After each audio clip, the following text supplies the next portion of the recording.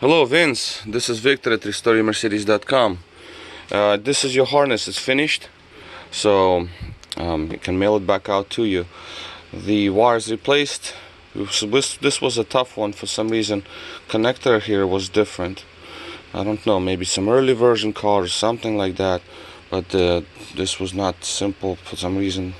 Connector did not open up, but I managed to do everything right. Everything looks really good. As you can see, the plugs, everything lines up. Sealed, silicone and plastic welded. The pin here broke off, and it wasn't there anyway, but you just put this onto the oil level sensor, the one that's on the oil pan. This is your oil pressure, and this is the alternator. This is the main alternator. So here we have starter Bendix.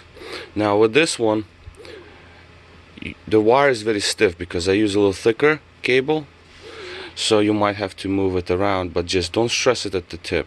Just move the wire, connect the terminal to the Bendix,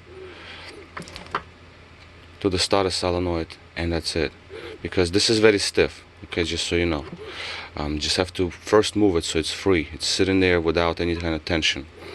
And yeah, so this is basically all. It's just a short one, lower harness, S-Class Mercedes wire and harness.